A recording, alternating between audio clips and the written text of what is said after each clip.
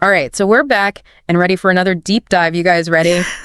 This time, we're tackling vocabulary. Ooh, vocabulary. Love it. Yeah, so we're going to unlock 25 words that can seriously boost your English fluency and honestly make you sound way smarter. That's right. We're not just throwing out random words, though. No. Our source material actually broke these words down into 5 categories so we can really, get a grip on them. That's awesome. Yeah. Makes it much easier. Way easier. Yeah. So before we, jump into the deep end, want to give us a little overview of what we're diving into? Sure. It's not just about using big words to, impress people. Yeah. It's about using the right words to help you think clearly and express yourself better. Yeah. These words add nuance. Totally. Sometimes I feel like I'm using the same old phrases when I'm trying to, get my point across or argue about something. It gets kind of boring. Right. So having these new words could be like a total game changer. Absolutely. All right. So let's jump into the first category. Let's do it. Opinions and arguments. It's like everyone's got opinions, but if you can't really explain them well or back them up, they kind of fall flat. That's so true. That's where these words come in handy. Okay, so hit me with the first one. Substantiate. Substantiate. Ooh, that sounds intimidating. I know, right? But useful. Super useful. It basically means to provide evidence or proof for something.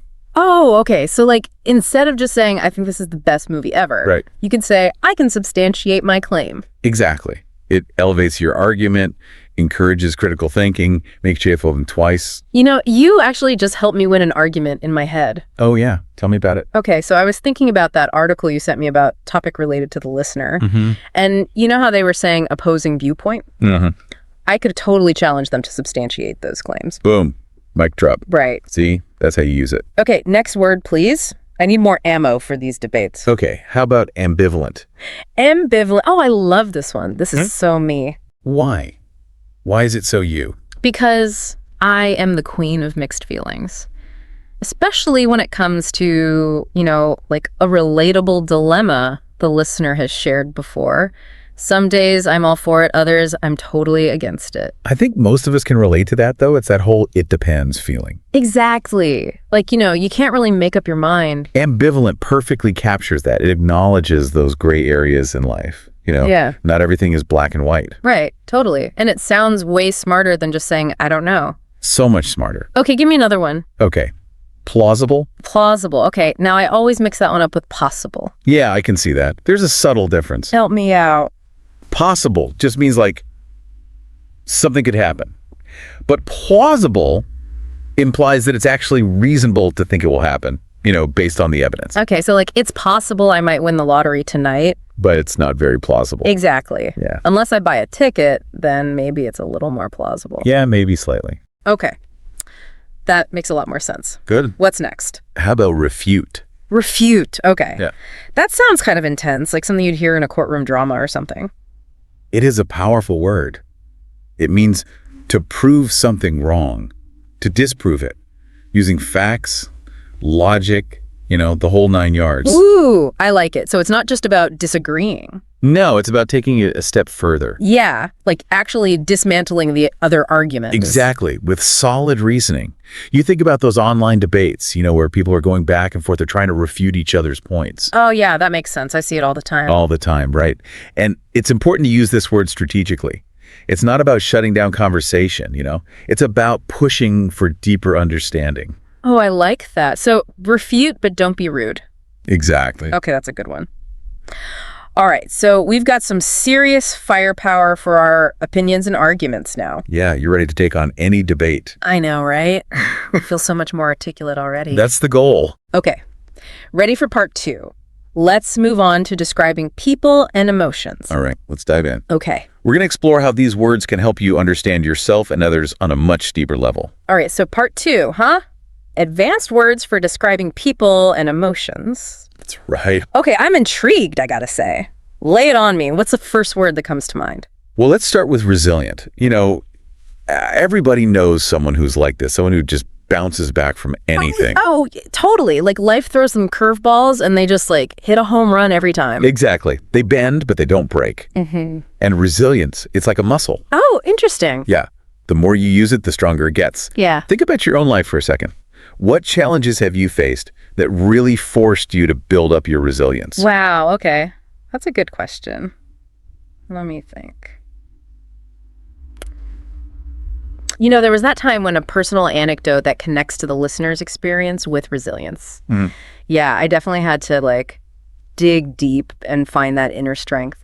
We all go through those moments, but it's how we bounce back, that really defines us. Totally. And I think recognizing that in ourselves and in others can be super inspiring. Absolutely. Okay, so resilience, that's a good one. What about something a little less positive? Okay. How about vindictive? Vindictive. Ooh, yeah, not a quality you want to see in people too often. Definitely not. It describes someone who's driven by revenge. Yeah. They want to see others suffer for things they think they've done wrong. It can get pretty messy. Yeah, holding on to all that anger and resentment, that can't be good for anyone. Nope, not at all. Okay, let's move on to something a bit more uplifting. Okay, yeah. What about charismatic? We all know those people who just light up a room. Oh, yeah, they've got that certain something. Right. It's not always about looks or what they say. It's more like their energy. It's true. How they make you feel. Totally. In charisma, it can be a bit of a mystery, It's like a magnetic pole, right? Exactly. They make you feel good just by being around them. I know. And I always wonder, is that something you're born with or can you learn it? Well, some people are naturally charismatic, that's for sure. Yeah. But I think you can definitely cultivate it, Interesting. Yeah. It's about being present, engaged, and genuinely interested in others. So maybe we can all learn to be a little more charismatic. I think so. All right, that's a good goal. Okay, what else we got? How about candid? Candid. Oh, I like that one. It's like being honest and straightforward, right? Yeah, even when it's tough. Candor is all about building trust. It's about saying what you really think and feel, but in a respectful way. So it's like not sugarcoating things. Exactly. Being authentic. Yeah, being real. It can be hard sometimes, but it's so important for building strong relationships. Absolutely. We could all use a little more candor in our lives. I agree. Okay, so we've covered resilience, vindictive, charismatic, candid. It's quite a range of emotions and personality traits. It is, isn't it? But it's just a taste of what's out there. I know. I'm ready for more. What's next? Well, how about we move on to some words for describing situations and events? Ooh, okay. Bring it on. All right, part 3. What have we got? Advanced words for describing situations and events. Ooh, this sounds interesting. Okay, what's the first word that jumps out at you? Precarious. Precarious. It makes me think of those moments where you're one wrong move away from complete disaster. Yeah, you got it. It conveys that sense of instability, like you're teetering on the edge. Oh, totally. Remember the time I told you about when I was relatable but slightly risky situation the listener has shared before? Okay. That was precarious. Totally precarious. Heart racing, right? Oh, big time. But precarious can also be used for more serious stuff too, right? Of course. We hear it a lot when people talk about the global economy or those political tensions between countries. Yeah. Yeah, it definitely adds a sense of urgency. Things could go south really fast. Exactly. Okay, what's next? Imperative. An imperative. Okay, so that means absolutely necessary, right? Yep. It's not just a good idea. It's essential. Oh, okay. So breathing is imperative. Exactly. Or stopping at a red light. Pretty imperative if you want to avoid an accident. True. Makes it sound way more serious than just saying important. It definitely raises the stakes. Okay. Love it. Give me another one. Okay, how about arduous? Arduous. Ooh, that sounds tough. It is. It describes something that's really difficult, demanding, requires a lot of effort. So climbing Mount Everest, that's got to be arduous. Super arduous. Or running a marathon, training for that. Yeah. It's it's going to be a challenge, but there's that sense of accomplishment when you finally get there. Totally. You've pushed yourself to the limit. Okay. I like that. What's next on our list? Ephemeral. Ephemeral. Ooh, now that's a beautiful word. It's always been one of my favorites. It's pretty poetic. It captures that fleeting nature of things, Those moments that are gone too soon. Exactly. A sunset, a blooming flower. It's like a reminder to appreciate the beauty while it lasts. Yeah, that's a good takeaway. Live in the moment, right? Live in the moment. Okay. Last word for this category. Pertinent. Pertinent. Okay, that just means relevant, right? Yep. To the point. No distractions. So, like, if we're talking about vocabulary, discussing the latest celebrity gossip wouldn't be very pertinent. Not really, no. Unless, of course, the celebrity was known for their incredible vocabulary. Okay, good point. Yeah. But yeah, it's about staying focused, making sure the information you're sharing actually matters to the conversation. Exactly. No rambling. All right, we've covered some serious ground here. From feeling precarious to embracing the ephemeral. I feel like we've really leveled up our descriptive powers. I think so too. But we're not done yet. We've still got one more category to explore. Oh yeah, that's right. Advanced words for science and technology. I'm ready to expand my mind even further. Let's do it. All right, so let's dive right in. What's the first word that comes to mind when you think about science and technology? Well, it has to be paradigm. Paradigm, yeah. It makes me think of those moments when, like, your whole understanding of something just completely shifts. Exactly. Those aha moments, right? A paradigm is like a fundamental change in thinking, a new way of seeing the world. It's like a major breakthrough, like the invention of the internet. That was a paradigm shift for sure. Oh, absolutely. It revolutionized the way we communicate, share information, everything. And, paradigm shifts don't just happen in science and technology. We experience them in our personal lives too, Oh, yeah. Like, for the longest time, I thought a personal belief or assumption the listener might relate to. But then an experience that challenged that belief. Wow. It was like my whole perspective shifted. Those are the moments that really shape us. Yeah. Force us to reevaluate things. Absolutely. Okay, so paradigm, that's a powerful word. It is. And it reminds us that change is constant. Okay, next word, please. Keep those brain cells firing. Okay, how about anomaly? Anomaly. Now that one makes me think of like those weird occurrences that you can't really explain. That's a good way to put it. And it's something that deviates from the norm. Yeah. Like in a science experiment, if you get a result that totally doesn't fit with your expectations, that's an anomaly. Oh, okay. So like those glitches in the matrix. Exactly. Yeah. Or those moments when you're like, wait, that's not supposed to happen. Yeah, yeah. But sometimes those anomalies can lead to pretty amazing discoveries, right? Totally. They force us to think outside the box, challenge our assumptions. Makes sense. Okay, what else have we got? Feasible? Feasible, okay. Now, I know it means something that's possible, but it feels like there's more to it than that. Right. It's not just possible, it's also practical. Achievable. So, like, building a time machine might be theoretically possible. Maybe. Someday. But right now, not really feasible with our current technology. Exactly. Feasibility takes into account, resources, limitations. It's about being realistic. Okay, I get it. It's not just about what could be done, but what can realistically be done. All right, last word for this category and for our whole deep dive. I'm excited to see what it is. Okay, let's wrap things up with empirical. Empirical. Okay, that sounds very sciencey. It is. It basically means based on observation or experience. Hard evidence. So not just theories or ideas, but stuff you can actually see and measure. Exactly. Empirical evidence is crucial in science. It's about proving things, with real-world data. Okay, makes sense. Wow, we covered a lot of ground today. From opinions and arguments to science and technology, my brain is officially full. Mine too. But in a good way, right? Oh yeah, definitely a good brain full. And honestly, I feel like I could go out and have a much more interesting conversation right now. That's the goal. Like my vocabulary's gone from 0 to 100 real quick. I love it. Using these words, it's not just about sounding smart. It's about understanding the world better, expressing yourself more clearly. Totally. And who knows, maybe we'll even inspire some paradigm shifts along the way. I love that. Keep those brain cells firing. That's right. So to everyone listening, keep exploring, keep learning, and never stop expanding your vocabulary. Thanks for joining us on this deep dive, and we'll catch you next time for another adventure in language and learning. Okay, so learning English all on your own, it's pretty awesome that you're taking that on, but Yeah. I totally get it. Sometimes it feels like you're just drowning in a notion of like vocabulary and all the grammar rules and Oh, yeah. idioms and all that stuff. Absolutely. That feeling of just being completely overwhelmed, I think, is something that most language learners face, no matter what language you're tackling. Right. And that's why I think this is perfect, this deep dive that we're doing into the source material that you shared with us, which was an episode called The Best Roadmap for Self-Study English, a Beginner's Guide. And it's really packed with advice. It's a true roadmap to fluency. It covers listening, speaking, reading, writing. Yeah, and what's so cool is it's not just like the usual, vague tips. Right. There are some really specific exercises and like twists on classic advice that I thought were really interesting. So we're going to unpack those. Yeah, let's get into it. It kicks off with listening, right?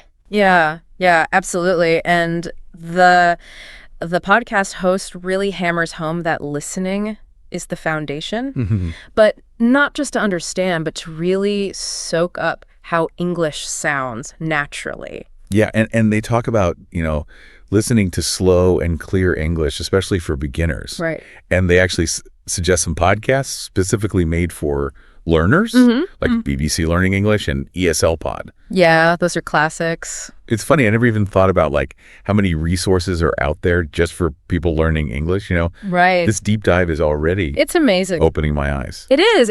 And what's great is you can literally start listening to those today. Right now. Yeah. But then they get even more specific. Oh, they suggest audiobooks paired with the actual text. Oh? So you're hearing the pronunciation. Oh, wow. But you're also seeing how the words are spelled. Okay. So it's like a double whammy for vocabulary building. That's clever. Yeah. Okay, I love this next exercise. It's so simple, but it's brilliant. They suggest listening to a 5-minute clip, picking out 5 new words, and trying to guess their meaning from context. Great. It's like a little detective game, but for language. Yeah. And it forces you to really pay attention, wouldn't you say? Right. Yeah. Like if you're just passively listening, Yeah. the words kind of wash over you. Right. But having to actively pick out and decipher these new words keeps you engaged. Yeah. Yeah. Totally makes sense. Yeah. Then they move on to watching videos with subtitles. Yes. It's like training wheels for your ears. Absolutely. It's a fantastic stepping stone, especially if you're coming from a language with very different sounds and rhythms. Right. I used a similar approach when I was learning German, and it helped me immensely. Yeah. They recommend shows like Friends, which makes sense. It's fun. The languages vary every day. Right. Yeah. But Peppa Pig, I wouldn't have thought of that. Yeah. But the simplicity is perfect. It's like going back to basics, right? And again, something you can do even if you only have a few minutes. Exactly. They then suggest trying to repeat lines from movies, which is a fun way to practice pronunciation. It's a fantastic idea. I mean, who hasn't tried to imitate their favorite movie characters at some point, right? Right. And the podcast points out that you're more likely to stick with it if the content is enjoyable.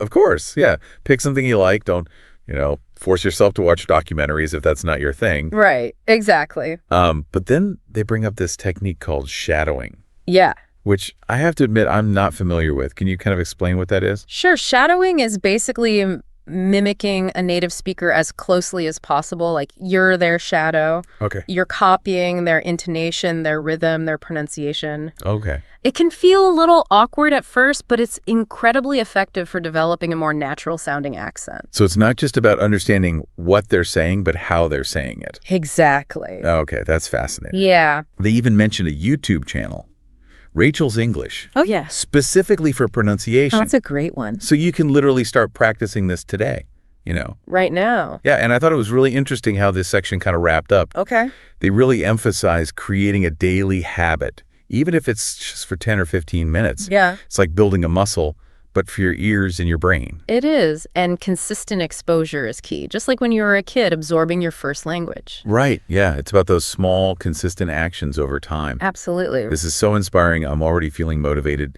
to revamp my own English practice. I love it. Speaking of practice, the podcast then jumps into the speaking section, Yeah, which I think for a lot of learners can feel like the scariest part. definitely can be. But the podcast offers some really practical tips for overcoming that fear and building fluency. And one that I found particularly interesting is talking to yourself in English. Wait, they suggest actually like talking to yourself. And- I mean, I talk to myself all the time, Of course. but usually in my own language. Yeah, well, it might sound a little silly at first, but think about it this way. It's like a safe space to practice speaking without judgment. Yeah. You're not worried about making mistakes in front of anyone else. Right. And they even give this simple example. Instead of thinking, I want coffee, Yeah. say it out loud, I'm going to make a cup of coffee. It seems small, Yeah. but it gets you used to vocalizing your thoughts in English. It's like you're taking those thoughts that are trapped in your head Yes. and giving them a voice, literally. Exactly. I love it. Yeah. They then suggest describing your surroundings in English, which, again, you can do anywhere, anytime. Yeah. Exactly. And it's brilliant for expanding your vocabulary. Okay. Let's say you're walking through a park. Yeah. Instead of just thinking, oh, there's a tree, Right. you might describe it as a tall, leafy oak tree with branches reaching towards the sky. Wow, that's beautiful. Right. It challenges you to use more descriptive language Wow. and think about those nuances of English. That's a good point. And while practicing solo is great, Yeah. they also emphasize the value of having a speaking partner. Absolutely. Having someone to practice with can make the whole process less intimidating. Right. And they mention some really useful tools for finding language partners. Yeah, they recommend apps like Hello Talk and Tandem, Yeah, I've heard of those. which connect you with native speakers. I'm all over the world. Yeah, that's cool. And they also suggest looking for local language exchange groups, Okay. which is a nice option for those who prefer face-to-face interaction. Right. So it's great that they provide options for different learning styles Exact- and preferences. Okay, this next challenge I thought was really intriguing. Okay. They propose speaking for 1 minute straight on a given topic. Oh, wow. Like preparing for, those elevator pitch moments Yeah. where you need to be. Concise, confident. Yeah, I exactly. love that analogy.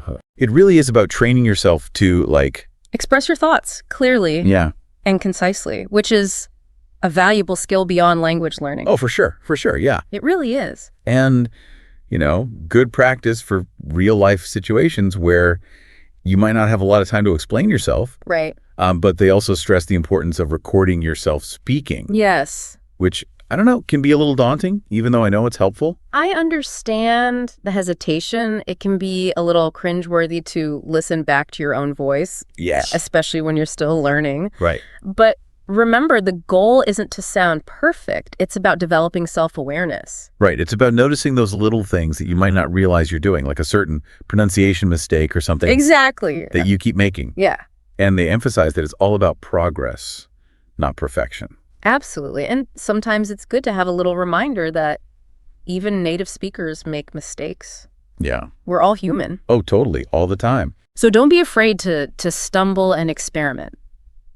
Okay, now I'm really feeling motivated to put these speaking tips into practice. too. But before we get too carried away, Okay. the podcast then who's on to reading, right? Yes, reading is like a superpower for building vocabulary and deepening your understanding of English grammar. It's like you're absorbing the building blocks of the language, wouldn't you say? I love that analogy. It's so true. And they emphasize the importance of starting with simple texts, Okay. like children's books or graded readers. Oh? And they even mention the BBC Learning English website again, Oh, which seems to be a recurring theme it is. and a great resource. I'm making a note of that now for those who might not be familiar. Yeah. Can you explain what graded readers are exactly? Sure. Graded readers are books specifically written for language learners. Okay. They come in different levels, so you can start with simpler texts and gradually work your way up Oh, to okay. more complex ones as your reading skills improve. So it's like a bridge between children's books and, say, classic literature. Exactly. That's really helpful. Yeah. And what I love about this section is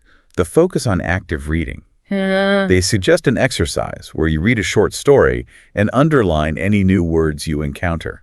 I like that. It's simple, but it forces you to engage with the text differently. Yeah, it's not just about passively taking in the words, Right. but actively seeking out new vocabulary and trying to understand its meaning within the context of the story. Right. And speaking of context, Yeah. they really hammer home the importance of using context clues to decipher meaning, Oh my gosh, yes. rather than relying solely on a dictionary. I can't tell you how many times I've gotten lost in a dictionary black hole, looking up one word after another We've all been there. and completely losing track of what I was originally reading. Yeah, it happens. And they give a great example to illustrate this. Okay. The power of context clues. Huh? They use a simple sentence. The puppy wagged its tail happily. Okay. You don't need a dictionary to figure out that wagged probably means moved in this context. It's like a light bulb moment when you realize you can figure out the meaning of a word without having to constantly interrupt your flow. Exactly. And that's such a valuable skill, especially as you start tackling more complex texts. Right. Right. Okay, yeah. Yeah. They then suggest another interesting exercise, reading a paragraph every day and summarizing it in one sentence, Oh, that's good. which, sounds like a great way to improve reading comprehension Definitely. and the ability to extract key information. Yeah, it's almost like you're training your brain to be more efficient and focused. Right. which is so crucial in today's world, Yes. where we're constantly bombarded with information from all sides. But tell me about it. Right. Okay, I have to admit, I'm a little skeptical about reading aloud. Okay. It feels a little awkward Uh-huh. and honestly kind of childish. I understand the hesitation. It's not something we typically do as adults. But there are real benefits to it.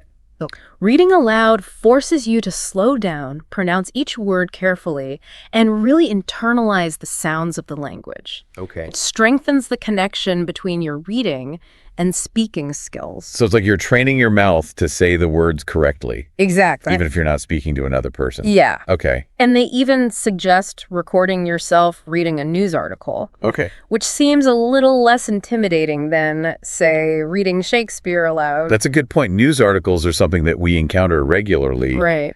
And the language is generally more straightforward. But Yeah.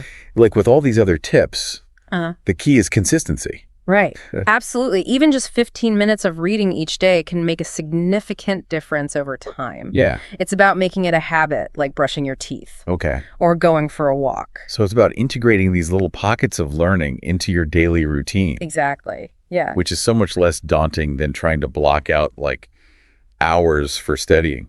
It is. It is. Exactly. And speaking of integrating learning into your everyday life, Yeah. the podcast then moves on to writing, Oh, the big one. which can feel like the most intimidating skill to master. It can be. Yeah, writing always feels like this big, scary monster. But they reassure us that the goal isn't to become the next Shakespeare. Okay, good. It's about getting comfortable expressing your thoughts and ideas in written English, Right. focusing on clarity and accuracy Okay. rather than literary brilliance. Okay, that makes me feel so much better. Good. They start with a simple suggestion, which is keeping a journal. Yes. Just jotting down a few sentences about your day. Exactly. Something like, today I went to the park. The weather was sunny and warm. It's about getting comfortable with the basics Yeah. of sentence structure and using simple vocabulary. Yeah, my journal entries are definitely a bit more dramatic than that. Well, this isn't about winning any literary awards. Right. It's about practicing the fundamentals of writing in English. Yeah. And they also suggest describing a place you've been, like a park, in detail. Yes. Again, using those descriptive words. Right. And practicing sentence construction. It's a great way to challenge yourself to use a wider range of vocabulary Okay. and grammatical structures. Okay, this next tip is so manageable, it almost feels too easy. Okay. They recommend writing just 5 sentences each night before bed. But that's the beauty of it. Yeah. It's about making these habits so ingrained Right. that they become second nature. Okay. And there's some interesting research that suggests practicing a new skill before bed Oh, really? can actually help your brain consolidate the information while you sleep. No way. So you're telling me I can improve my English while I sleep? That's the idea. That's amazing. What else did they suggest? Well, here's a tip that's particularly relevant for our digitally connected world, texting in English. Oh, that's brilliant. Right. It's such a natural way to incorporate practice Yeah. into your everyday life. Absolutely. And it's low stakes. You know, you don't have to worry about making mistakes in front of a large audience. Exactly. You can text friends, family, or even just practice with yourself in a notes app. Right. Just get those fingers typing. I actually tried texting in Spanish with a friend who was learning.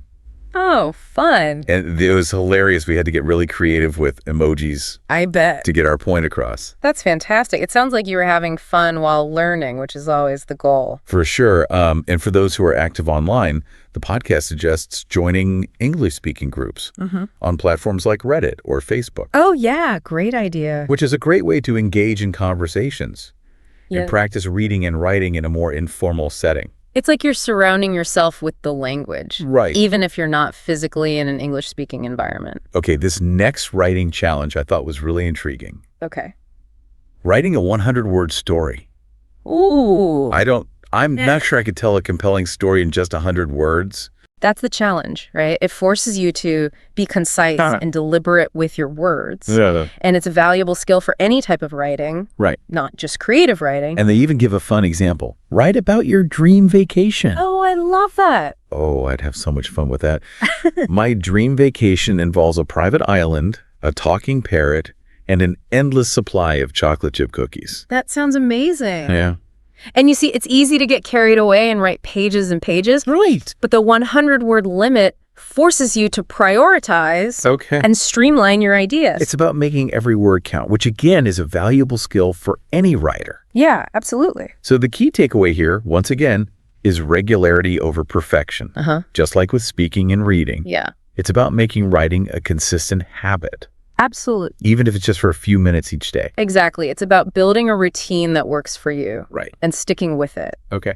And speaking of routine, they actually provide a sample daily plan Oh, this is what I was waiting for. for incorporating all of these skills into your life. I love it when they give you like a concrete plan to follow. I know, right? So let's break it down. Okay, so it starts with listening to an English podcast for just 10 minutes in the morning. Okay. Totally doable. Easy enough, right? Yeah. Done. And then they suggest reading a short article for another 10 minutes in the afternoon. Okay. Like a little mini break It is. for your brain, but with the added bonus of learning English. Exactly. And it builds on what we've already discussed. Yeah. You can use one of the podcasts we mentioned earlier. Right. Or you can explore other resources based on your interests. Okay.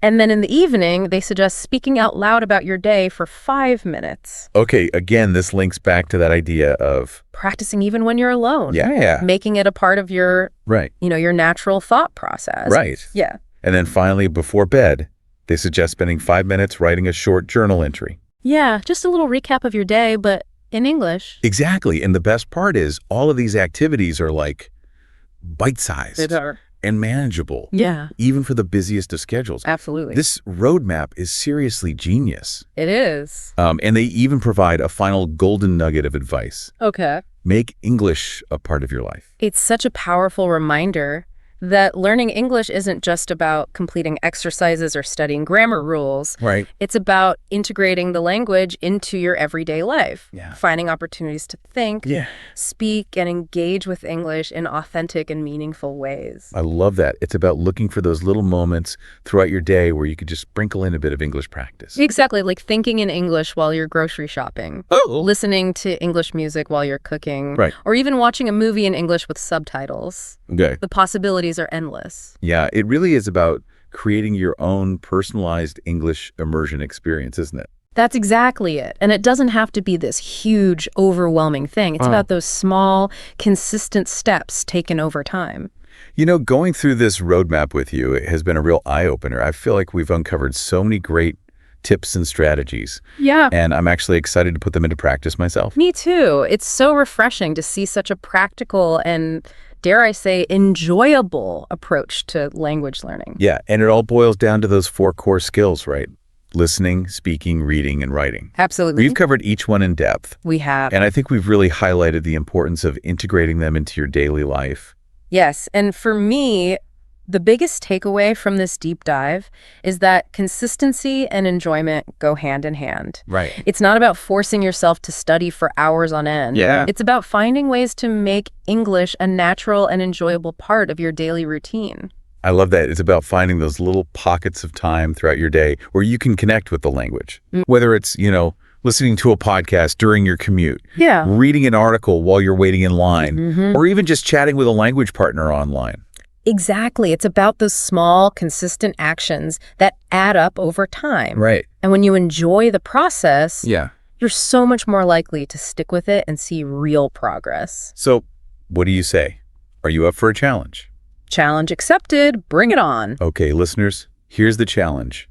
Try following this roadmap for just 1 week. Okay. Commit to incorporating those daily habits we've been discussing. The listening, the speaking, the reading, the writing, even if it's just for a few minutes each day. And most importantly, have fun with it. Yes. Don't be afraid to experiment with different resources and find what works best for you. Right. There's no right or wrong way to learn a language. Exactly. As long as you're enjoying the process. This is just the beginning of your English learning journey. There's a whole world of language waiting to be explored. And with the right mindset and a little bit of effort, you can achieve fluency and unlock so many incredible opportunities. I couldn't agree more. It's amazing how much you can achieve when you set your mind to it Right. and embrace the process with enthusiasm and dedication. And remember, we're here to support you every step of the way. Absolutely. Keep practicing, keep exploring, Keep going. and never stop believing in your ability to master this beautiful language. Now, before we wrap things up completely, Okay. there's one final thought I want to leave you with. Okay. The podcast we explored today focuses specifically on the journey to fluency, Uh-huh. but I think it's important to remember that language learning is an ongoing process. That's a great point. It's not like you reach fluency and then you suddenly stop learning, right? Exactly. Language is constantly evolving, and there's always something new to discover. Right. Whether it's a nuanced grammatical structure, a regional dialect, or even just a new slang word that's trending online. Right. So how do we keep that momentum going even after we've achieved, like, our initial fluency goals? I think it's all about cultivating a mindset of lifelong learning. Okay. That genuine curiosity about the language and a willingness to embrace those inevitable challenges that come with exploring any new territory. I love that. It's about seeing language learning not as a destination, but as an ongoing adventure. Precisely. And that adventure can take you to some incredible places, Yeah? both literally and figuratively. I like that. It can open doors to new cultures, new friendships, new perspectives, and a deeper understanding of the world around us. What are some practical ways to kind of keep that adventure going? Okay. To keep that spark of curiosity alive? Well, for one, don't be afraid to step outside your comfort zone and try new things. Okay. If you've been focusing mainly on reading and listening, Uh-huh. challenge yourself to start speaking more. Okay. If you're comfortable with everyday conversations, try writing a short story or even a poem in English. Those are great ideas. And I think it's also important to stay connected with the English-speaking community, Yes. whether that's through, online forums or social media groups or even just chatting with English-speaking friends or colleagues. Absolutely. It's about surrounding yourself with the language and finding opportunities to use it in authentic and meaningful ways. Yeah. And don't forget about the power of storytelling. Ooh, I love a good story. What do you have in mind?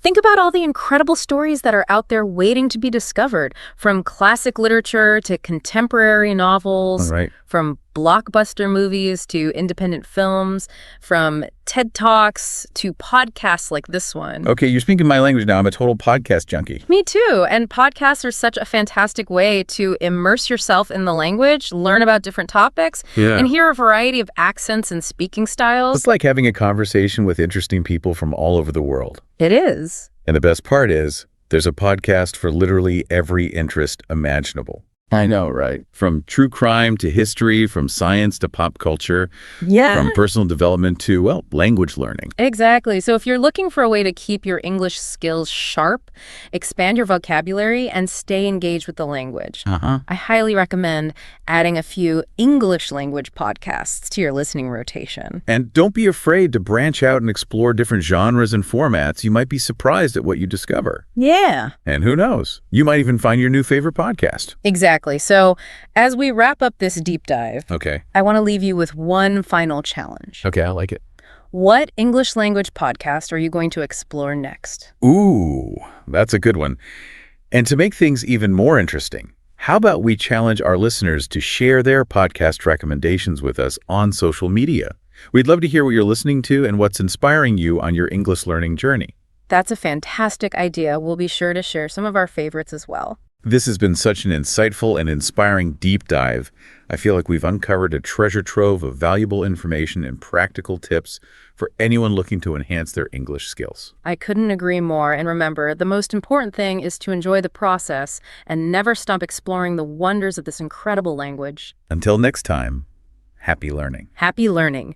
So if you're looking for a way to keep your English skills sharp, expand your vocabulary, and stay engaged with the language, I highly recommend adding a few English language podcasts to your listening rotation. And don't be afraid to branch out and explore different genres and formats. Yeah. You might be surprised at what you discover. Yeah. And who knows, you might even find your new favorite podcast. Exactly. So as we wrap up this deep dive, I want yeah. to leave you with one final challenge. Okay, I like it. What English language podcast are you going to explore next? Ooh, that's a good one. And to make things even more interesting, how about we challenge our listeners to share their podcast recommendations with us on social media? We'd love to hear what you're listening to and what's inspiring you on your English learning journey. That's a fantastic idea. We'll be sure to share some of our favorites as well. This has been such an insightful and inspiring deep dive. I feel like we've uncovered a treasure trove of valuable information and practical tips for anyone looking to enhance their English skills. I couldn't agree more. And remember, the most important thing is to enjoy the process and never stop exploring the wonders of this incredible language. Until next time, Happy learning. Happy learning. And you never know. Maybe one day our listener will be inspired to start their own podcast in English. No, that's a thought. Sharing your unique perspective and voice with the world, all in your second language, that's really incredible. Yeah. It really speaks to how transformative language learning can be. Absolutely. It's a journey of self-discovery, pushing boundaries, and ultimately connecting with others in a deeper way. I think that that beautifully sums up what we've explored in this deep dive. Yeah. We started with that feeling of overwhelm. Then we uncovered this amazing roadmap packed with practical tips. Right. And now we're looking ahead to the endless possibilities that await. It all started with a simple podcast episode you shared. Yeah. But look where we've ended up. Right. It's a reminder that every journey starts with a single step. So to our listener, I encourage you, take that first step.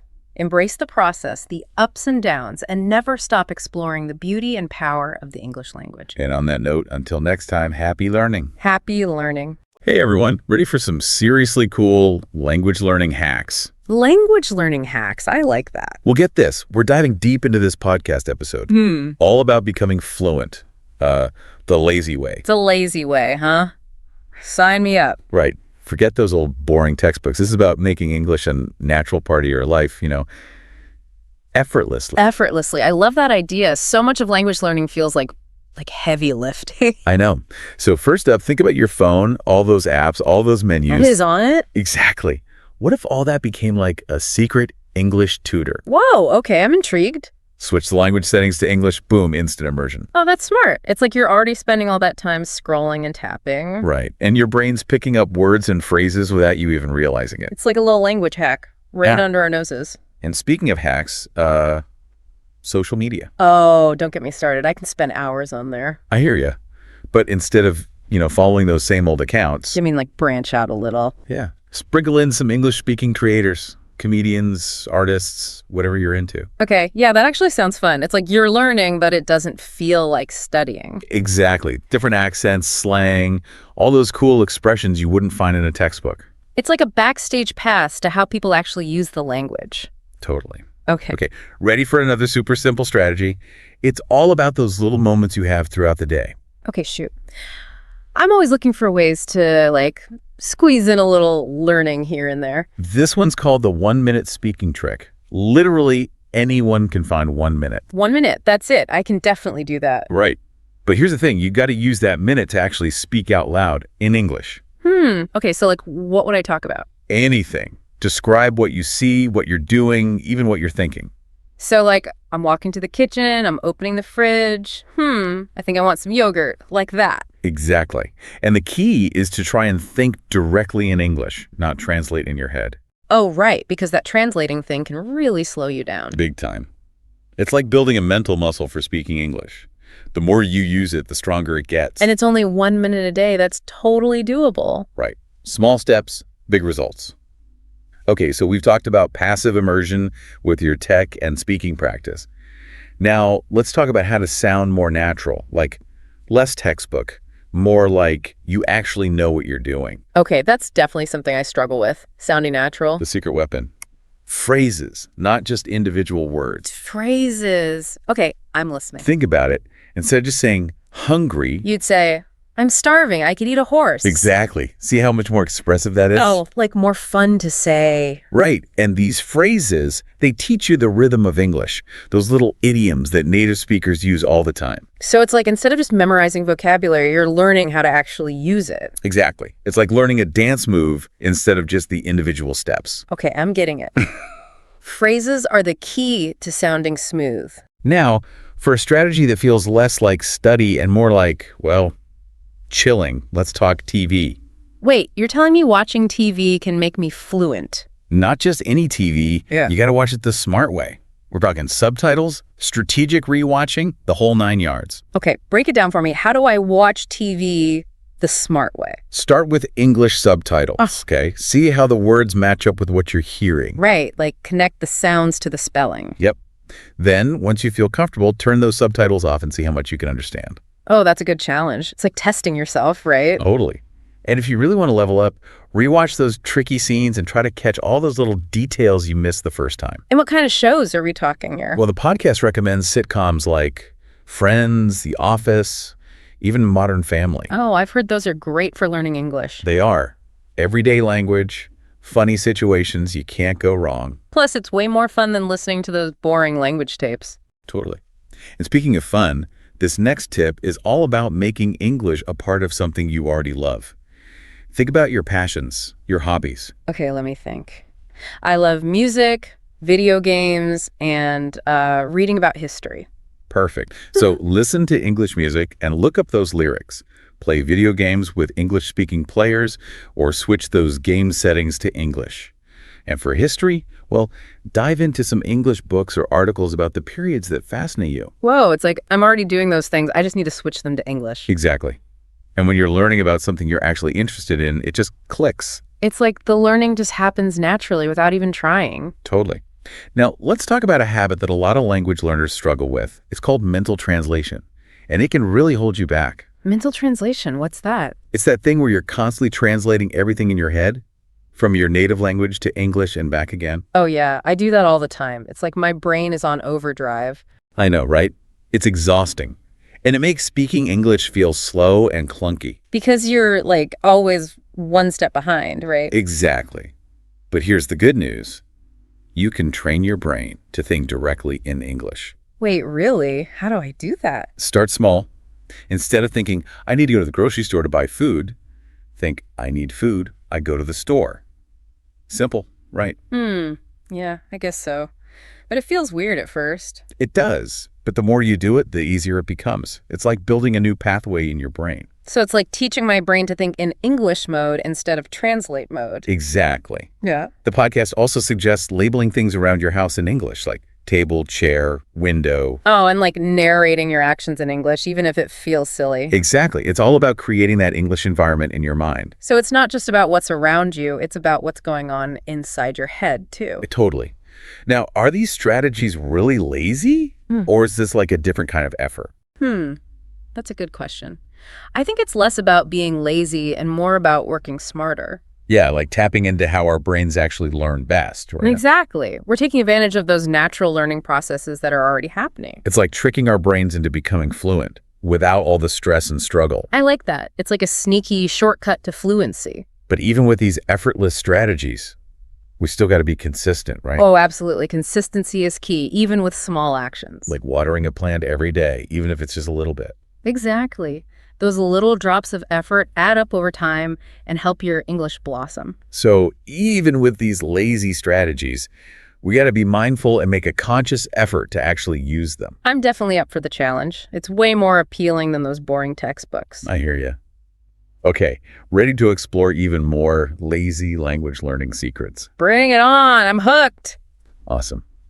We'll be right back after a quick break to dive even deeper. Can't wait. You know what's really cool about all this? It's like we're using our brain's natural learning power, you know? It's like we're tricking our brains into fluency, sneaking it in there. Right. We think of learning like all serious and structured, but our brains are learning all the time, even when we don't realize it. So true. It's like we're tapping into that hidden potential. Exactly. And these lazy strategies, they just make the whole process more enjoyable. You know, it's sustainable. You can actually keep it up. Speaking of keeping it up, the podcast episode didn't really talk about this, but I think it's super important. Consistency. Oh, yeah. Consistency. That's huge. Even with these lazy strategies, you got to do them regularly, right? Totally. Think of it like compound interest. Okay, I like that. Explain. Yes. So each little bit of English you expose yourself to, like a song, a show, even just talking for a minute, it's like a tiny deposit. And over time, those deposits build up. Exactly. You get those big fluency games without even realizing it. So like a little bit every day is better than a whole bunch once a week. Way better. It's like you're building a muscle, you know? The more you use it, the stronger it gets. That makes sense. So for everyone listening, you know, who's feeling inspired by all these lazy strategies, what's like the most important thing to keep in mind?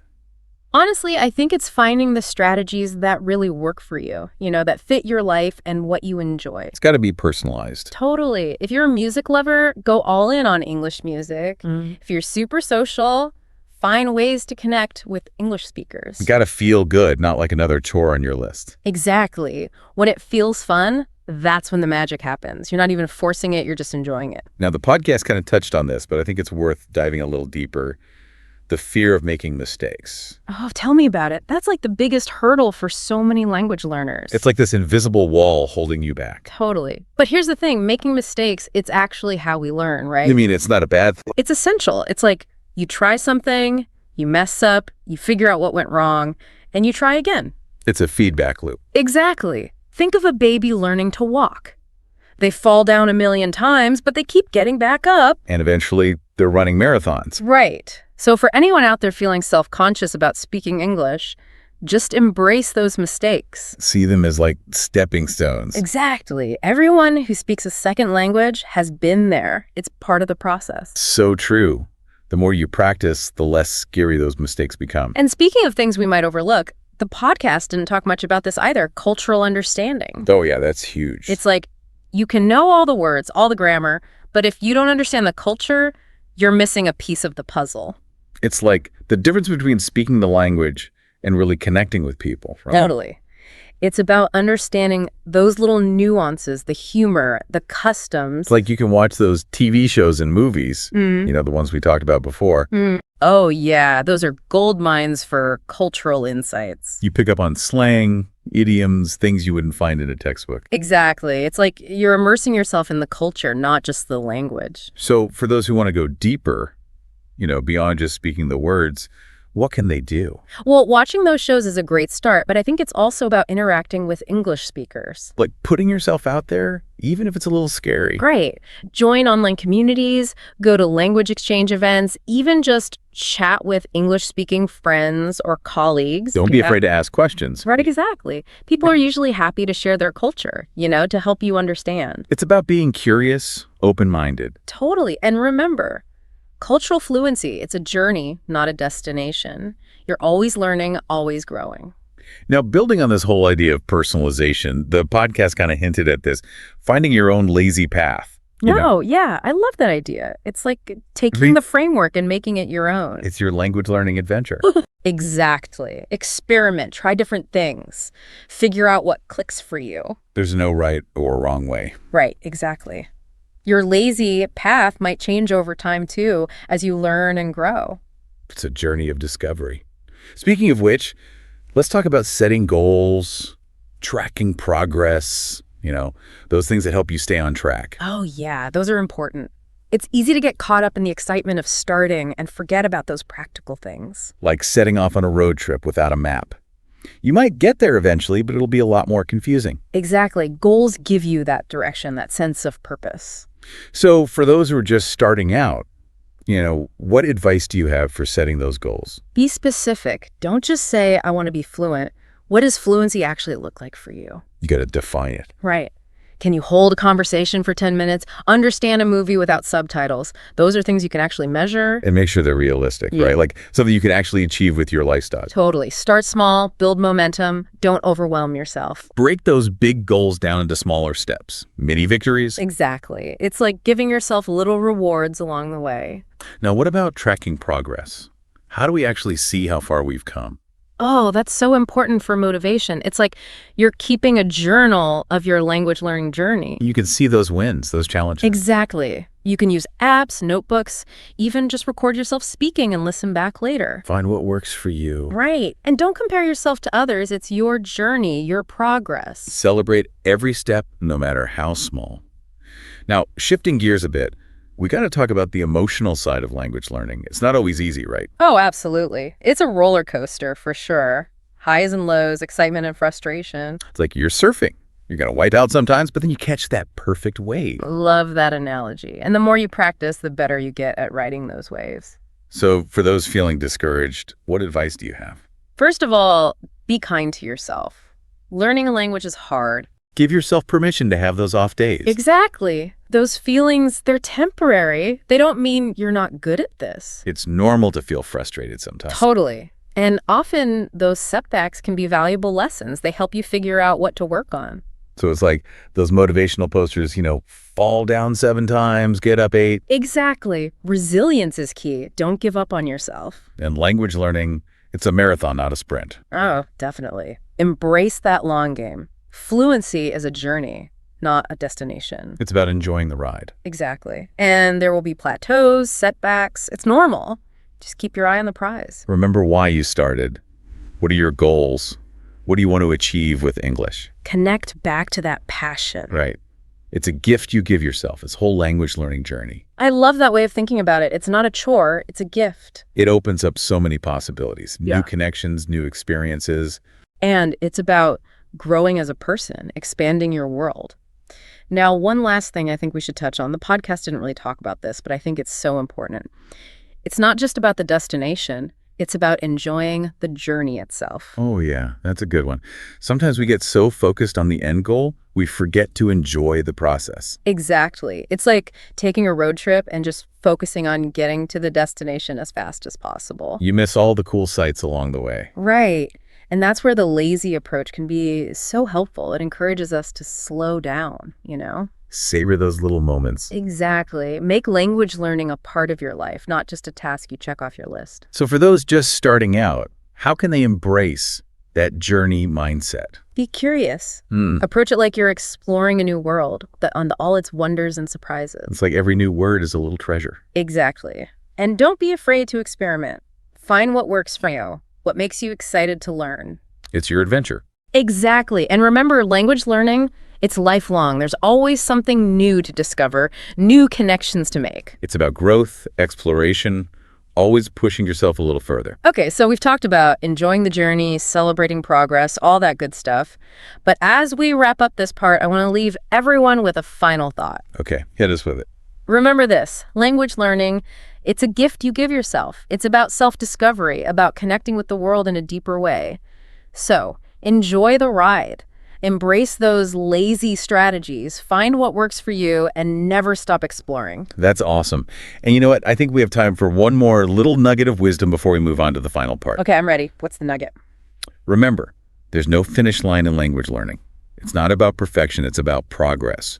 So be patient with yourself, celebrate every milestone, and keep that curiosity alive. I love that. It's a journey, not a race. Wow, it feels like we've cracked the code, like we found the secret formula for effortless fluency. It's like a cheat sheet for language learning, but like the good kind of cheat sheet. Totally. We're not talking about skipping steps or taking shortcuts, but about making it, more natural. Yeah, like less about forcing it and more about letting it happen. Exactly. Remember at the beginning of this deep dive, our mission was all about exploring the lazy learner's path. Right. Finding those sneaky strategies that even the busiest people can use to boost their English. And I think we've uncovered some pretty awesome stuff, wouldn't you say? Oh, absolutely. Things I never even thought about before, like changing your phone settings or using social media to learn. Right. It's like those little tweaks can make a huge difference. And we talked about mindset too, right? Embracing those mistakes, connecting with the culture. It's not just about memorizing words, it's about the whole experience. Because fluency isn't just a destination,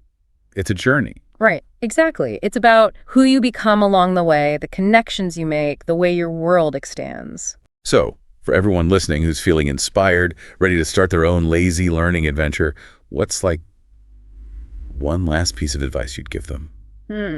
That's a tough one. I guess I'd say start small, be consistent, and most importantly, have fun. Fun, yes. It shouldn't feel like a chore. Exactly. Find what sparks your interest, connect with people who share your passion, and remember, language learning should be a joy. I love that. It's a gift you give yourself, not a punishment. Totally. It's about opening up to new possibilities, embracing that journey of becoming fluent in English. So, as a final recap, let's remember those 6 key strategies we've talked about. Number 1, change your environment. Turn your tech and entertainment into English tutors. 2, the 1-minute speaking trick. Just 1 minute a day can make a difference. Little actions, big results. 3, learn phrases, not just words. It's like a secret code to sounding more natural. 4, watch TV the smart way. Use those subtitles strategically. Pick shows you actually enjoy. 5, connect English to your passions. Make learning feel effortless by tying it to things you already love. And 6, stop the mental translation. Train your brain to think directly in English. And remember, these are just starting points, right? Totally. The real magic happens when you personalize these strategies, figure out what works best for you, experiment, have fun with it. That's the beauty of the lazy approach. It's all about finding your own unique path to fluency. And on that note, I think it's time for our final thought-provoking question, the one we leave our listeners with to ponder. Okay, hit me. What's the question? What's one small change you can make today to bring more English into your life, even if it's just for a few minutes? Ooh, I like that. It's a call to action, right? Exactly. It could be listening to an English song, watching a funny video clip, even just labeling a few things around your house in English. The important thing is to take that first step, any step. Exactly. Small actions build momentum. And remember, this is your journey, your adventure. So make it fun, make it your own, and enjoy every step of the way. That's a perfect note to end on. Happy learning, everyone. We'll catch you next time. Keep those language adventures going. Hey everyone, and welcome back. Today we're going to be looking at something I think you'll find really interesting. Yeah. The future of English. Specifically, what changes are happening in the language right now and what they mean for you. Yeah, it's such a fascinating topic, and it's something that affects literally everyone who speaks English. And that's a lot of people. Yeah, it is. Our main source material for this deep dive is this This is going to be fun. podcast episode about trends in English, and I think you're going to be surprised by some of this stuff. Oh, absolutely. I was when I first heard it. Yeah. Yeah. Okay, well, for our listeners who maybe haven't really thought about how English is changing, Yeah. what would you say is the biggest thing happening to English right now? Well, I think the biggest thing is that English is becoming a truly global language. Global English. Yeah, exactly. Yeah. We're moving away from this idea that there's one standard way of speaking English. Oh, yeah.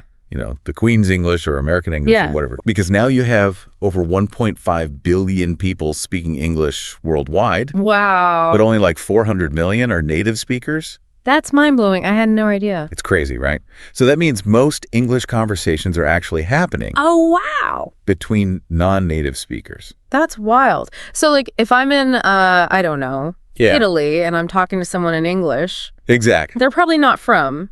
There's a good chance they're not a native speaker. Yeah.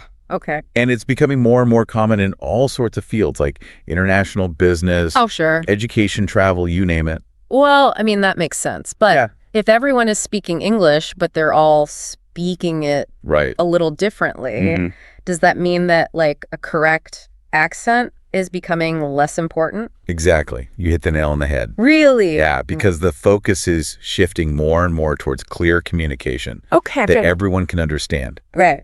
regardless of their accent. That makes sense. It's less about sounding like a textbook and more about getting your message across effectively. So it's kind of like how we use English is more important than Yeah, how we sound, I guess. precisely. Huh. And actually, the podcast we're looking at mentions this really interesting study where researchers analyzed Okay. business conference calls, and they found that the number of distinct accents, On these calls. had tripled in just a decade. Oh, wow. So that means you're more likely to encounter a wider range of accents in your own life, too. Even if I'm not traveling international. Exactly. Yeah. Because of things like the internet and global communication. So global English is really changing things. It is. It's really changing the soundscape of English. Okay, so for someone like me who maybe wants to get better, understanding all these different accents, what can I do? Well, this source recommends exposing yourself to as many different accents as possible. Oh, okay. So you could try listening to podcasts from different countries Okay, I like podcasts. or watching movies with diverse casts Yeah. or even checking out international news channels. Ooh, okay, so like BBC. Exactly, yeah. Al Jazeera. Things like that. Okay, I can do that. It's all about training your ear Yeah. to become more accustomed to the different ways English is spoken around the world. Makes sense. Okay, so we've talked about global English, but there's another big force shaping the future of English. Oh, yeah. Technology. I mean, is technology killing English or Well- what's happening there? That's a big question a lot of people are asking. Yeah, But, it's not as simple as saying technology is killing English. right. It's more like technology is changing how we learn Okay. and how we use it. How we use it. Yeah. Okay, well, let's Okay. get into some specifics then. Okay. Like, texting abbreviations, LOL, burb, gonna. I use those all the time. Me too. It's like a whole new language. But is that bad? Well, it's interesting because it's making our communication a lot more informal, Even in like, yeah. professional settings. Sometimes, yeah, it's blurring the lines a bit. And then you have AI assistants like Siri and Alexa. Oh, yeah. They're actually subtly changing how we structure sentences. Really? Yeah, because we're getting used to asking them questions Right. in very specific ways to get the information we need. Like almost like a computer. Yeah, exactly. Like- So it's training us to be more concise and direct with our language. Oh, that's interesting. So technology's influence is pretty pervasive. Okay. But on the flip side, though, Yeah. is anyone else worried about autocorrect making us all worse spellers? Uh-huh. Yeah, I think we've all been there. It's like I rely on it way too much. It's a double-edged sword for sure. But are we becoming too reliant on technology? Well, the source we're looking at emphasizes that even with all this technology, strong writing skills Okay. are still essential. Okay. You know, AI can help with basic tasks like grammar and spelling, Right. but it's human creativity, nuance, and storytelling abilities that really matter. I guess that makes sense. So technology can assist us, Yeah. but it can't replace the human element of language. Okay, well, that's good to hear because I was getting a little worried. I understand. So we've talked about how technology is changing how we write and speak, Right. but what about the way we use language in like formal settings? Oh, that's changing too. It is. Yeah, the podcast we're discussing mentions how formal English seems to be Okay. on the decline, even in professional settings. Really? Yeah, like, for example, instead of starting an email with "Dear Sir" or "Madam," Yeah. it's more common now to just say "Hi" and the person's name. Hmm. And even the phrases we use in meetings are becoming less formal. Less formal, like Yeah. how so? Well, instead of saying, "I would appreciate your response at your earliest convenience," Oh, yeah. you might say, "Let me know when you have a chance to look this over." Huh. That does sound a lot more No. natural. Exactly. It's all about finding that sweet spot. Sweet spot between. Yeah. Between being respectful Yeah. and approachable. Okay, so like formal English isn't going away entirely. Not necessarily, but it's evolving. It's evolving. Yeah. Okay, but is there a risk that we might lose some of the nuance and precision that formal language allows? That's an interesting point, and it's worth considering. But I think what we're seeing Yeah. is not necessarily a loss of nuance, No. but rather a shift in how it's expressed. How so? Well, like in the example I just gave, The email one. right? The core message is the same. Right. You want the person to respond, Okay. but the tone is more conversational. Okay, so it's like Yeah. we're adapting our communication styles Exactly. to match the fast-paced digital world we live in. Precisely. It's all about efficiency and clarity. I never thought about it that way, but Yeah. that's actually really interesting. It is. It's a reflection of how our lives are changing. Yeah. Okay, well, this has been really enlightening so far. Good. I'm glad. But for someone like me who's Right. trying to navigate this new professional world, what's Yeah. the best way to approach this? Like, how do I find that balance? Well, it means that it's more important than ever to learn natural professional phrases Okay. that strike that balance. Between. Yeah. Between formality and friendliness. Got it. So think about phrases that convey respect Okay. and clarity without sounding too stiff or overly casual. Oh, okay. This podcast actually suggests paying attention to the language used by successful communicators. Oh, so like Yeah. learn by example. Exactly. Okay, that makes sense. Notice how they strike that balance. Yeah, And try incorporating similar phrases into your own repertoire. got it. Okay, that's a great tip. Oh, so.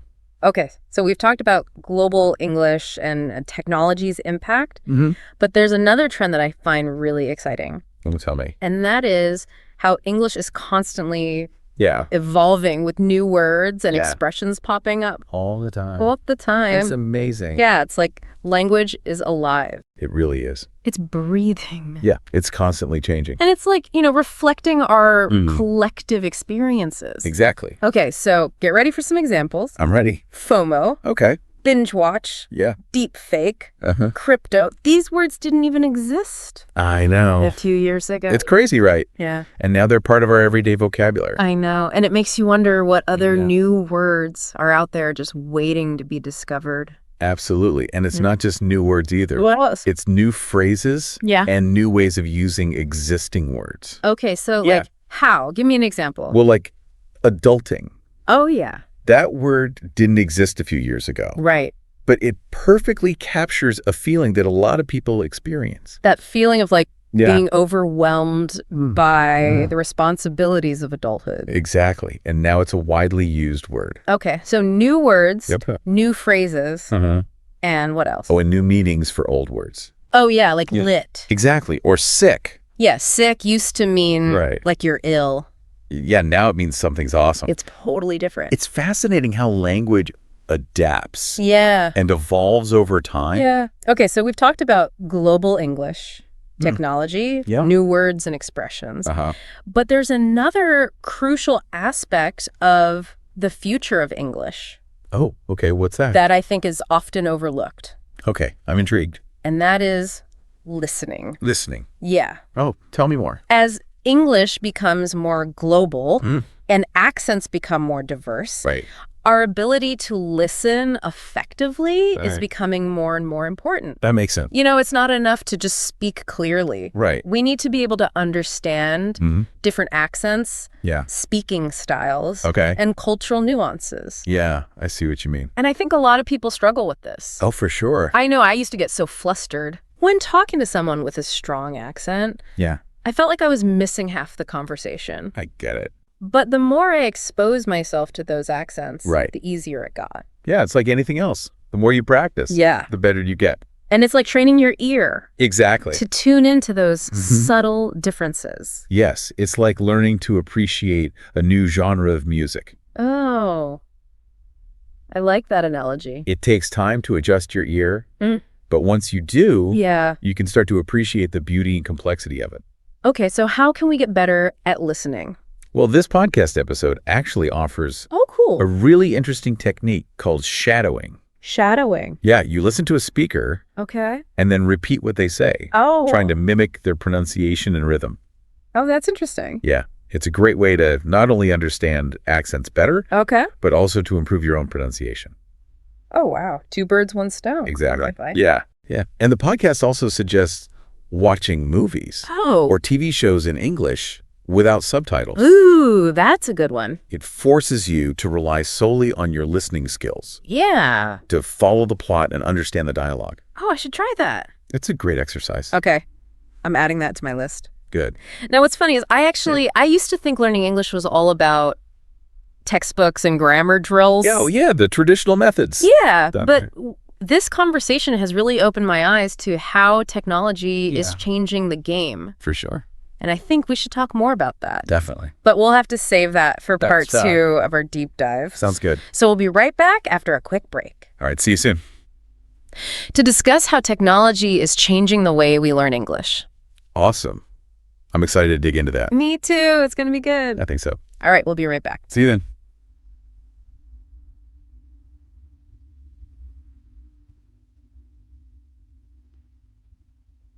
You know, we were talking about how important listening skills are, With the rise of global English. right?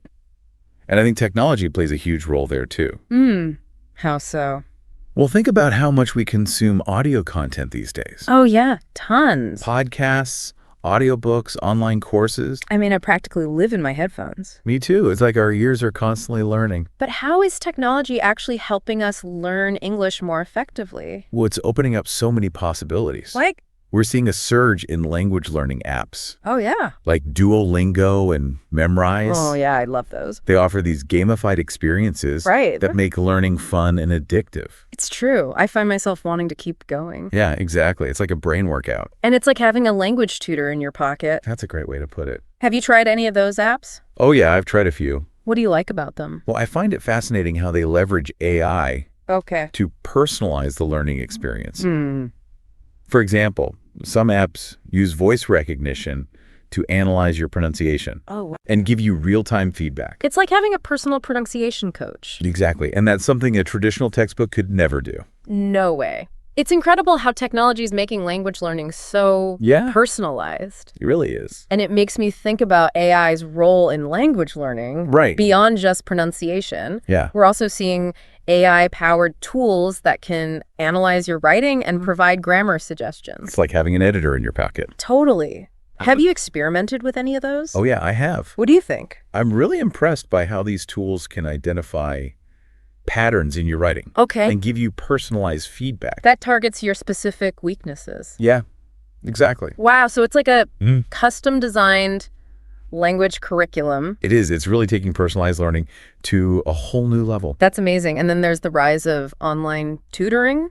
Oh, yeah. and language exchange programs, Right. which are also being transformed by technology. It's true. It's amazing how platforms like italki and Verbaling Yeah. connect learners with native speakers all over the world All over the world. for real-time conversation practice. It's really incredible. It's like a global language exchange Yeah. right at your fingertips. Right. And it's not just about practicing your speaking. No. It's about those interactions. Yeah. Exposing you to different accents. Right. Cultural nuances, colloquialisms. That's so enriching. It really is. You know, it's like you're getting a cultural immersion experience. At the same time Yeah. as you're improving your English. Exactly. So it's win-win. Absolutely. I think that's fantastic. It is. It's really exciting to see how technology is breaking down Yeah. geographical barriers Yeah. and making language learning more accessible to everyone. Okay, so for anyone listening who's learning English, take advantage of these Yes. incredible advancements in technology. They can really make a difference. They can accelerate your progress and make the journey so much more engaging and enjoyable. For sure. And it can help you connect with people from all over the world. Yeah, but as we said before, Right. the key ingredient is still our own commitment Yes. and dedication. Absolutely. No matter how sophisticated the tools become, Right. your effort and consistency will ultimately determine your success. That's the bottom line. And that's something that no app can replace. Exactly. It's about taking ownership of your learning. Yeah. Okay, well said. I think that's a really important point. I think so too. So as we wrap up this part of our deep dive into the future of English, Yeah. I have a thought-provoking question for you. Oh, I like those. How do you think technology will continue to shape the English language over the next 5 to 10 years? That's a great question. What new words, Right. communication styles, Yeah.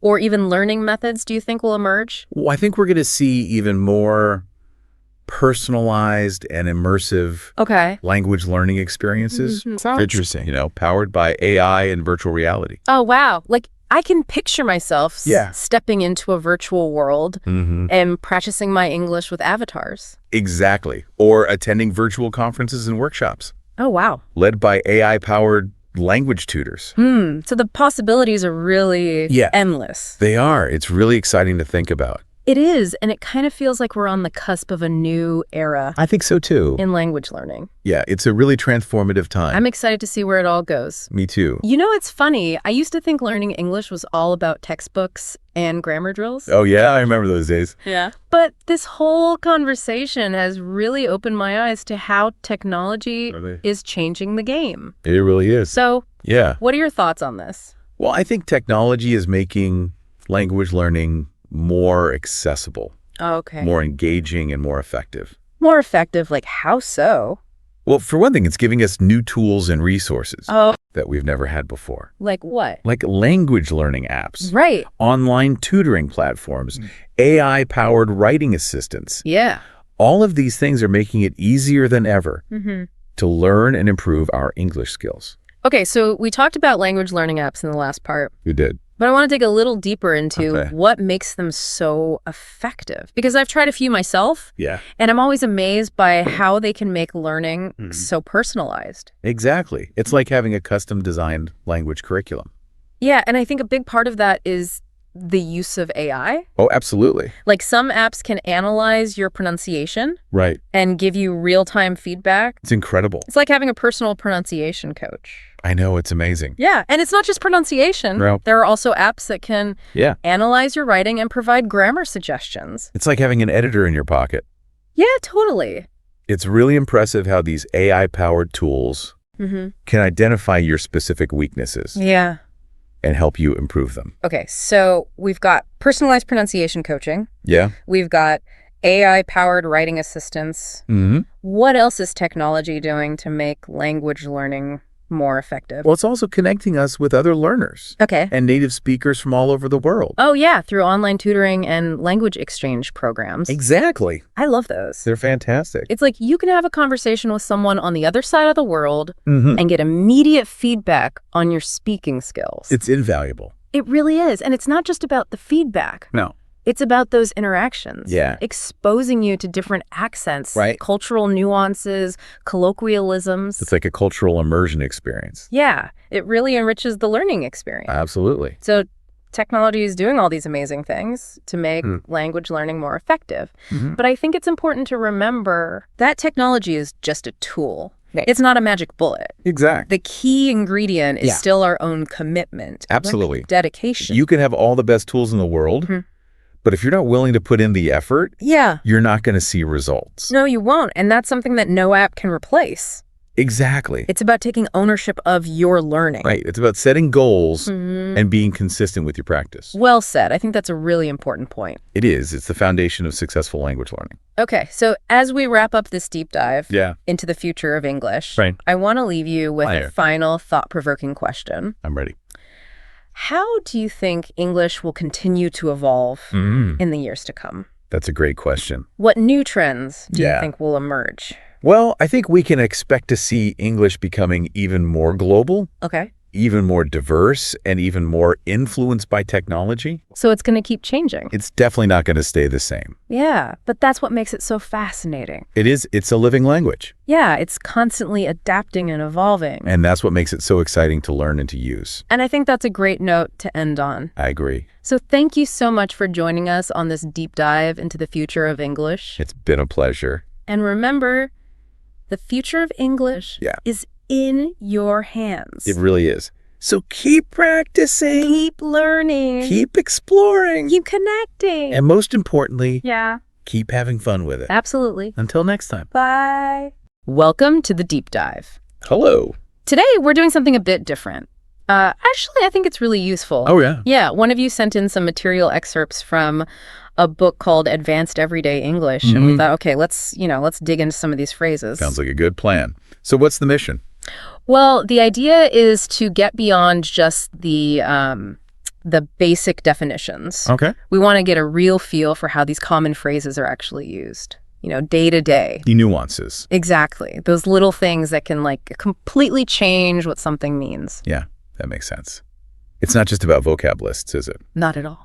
And looking at this source, it seems pretty rich. It's got dialogues, exercises. Explanations, examples. Right, showing how words pop up in conversation and in writing. Yeah. It looks quite practical. It really does. So for you, the learner, think of this as maybe a bit of a shortcut, a way to understand and maybe start using more advanced, natural-sounding English. Whether you're, say, prepping for a meeting. Yeah, or trying to catch up on terms in a specific field, or maybe you're just curious about the language itself. We've picked out some examples that seem particularly, insightful. Okay, so maybe we should start with how the book itself is set up, the learning approach. Sure.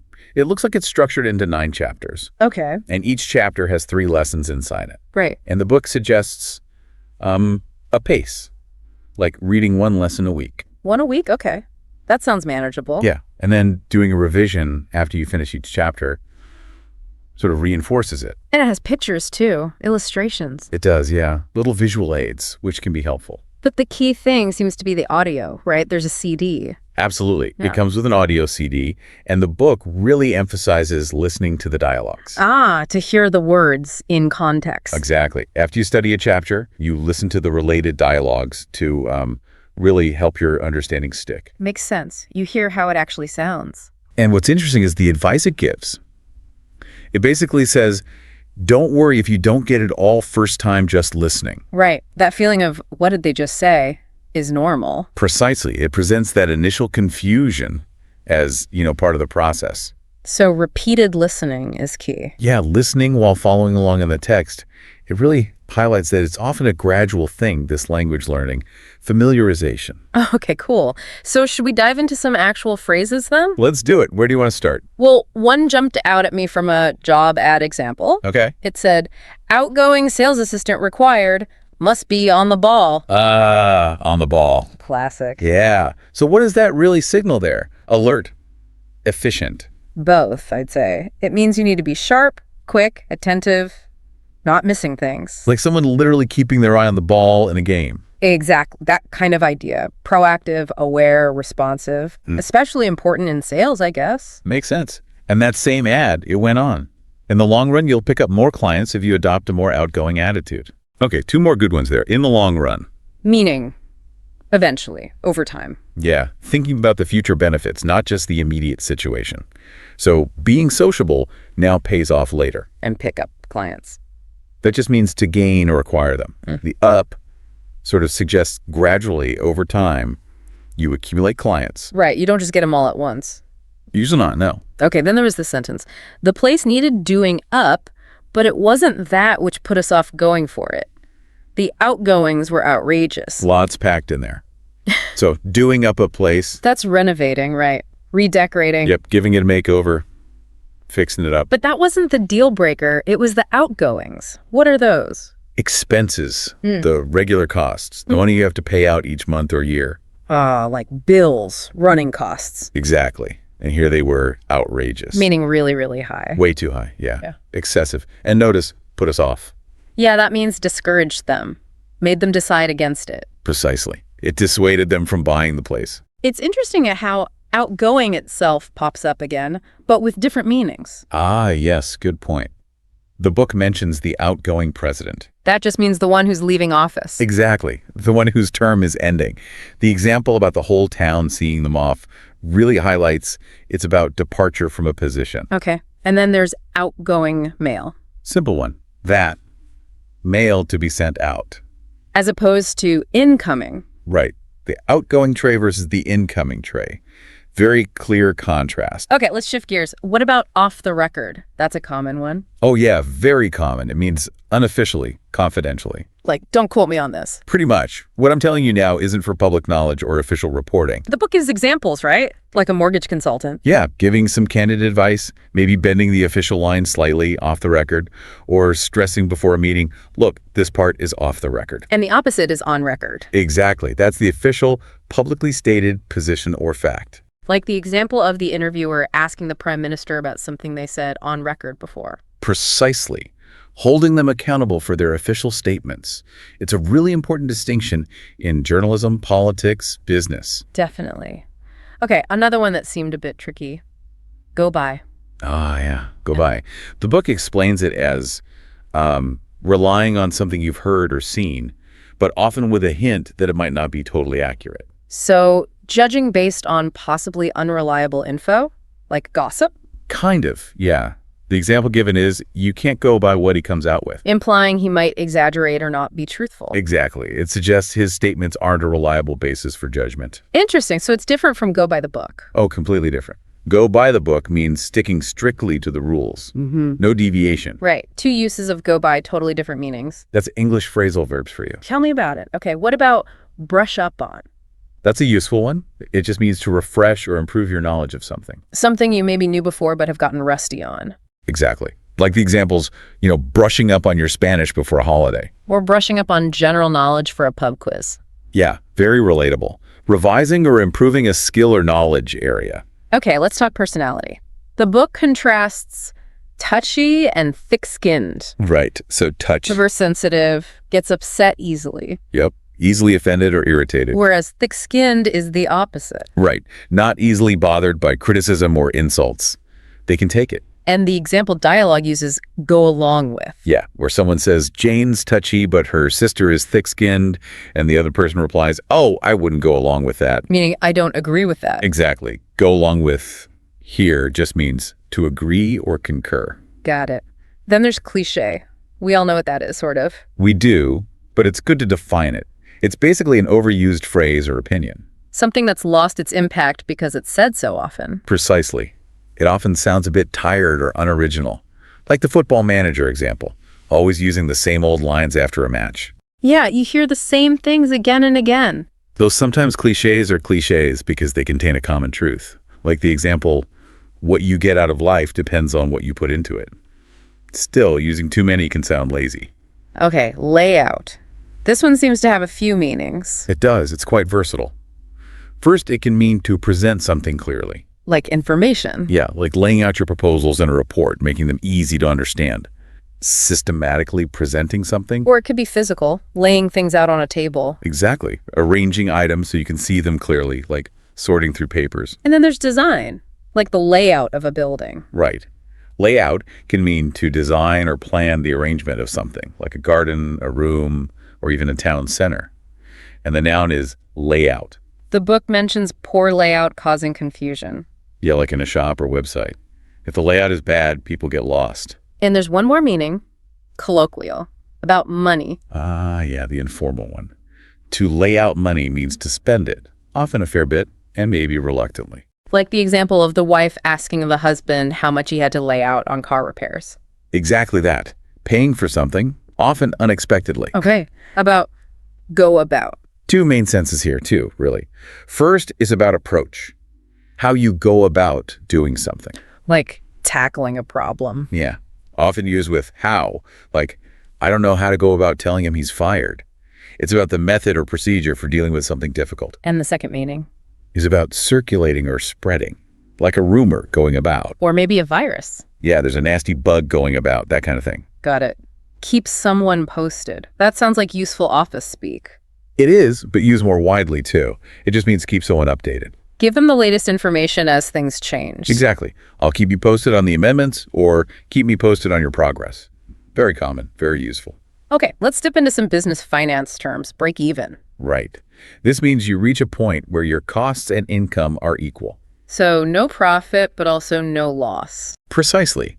You've covered your cost, but haven't made anything extra. Like a new business hoping just to break even in year one. Yeah. Or maybe during a recession, a company feels lucky just to break even. Makes sense. And related to maybe not breaking even is having a backlog. Ah, the dreaded backlog. Yes.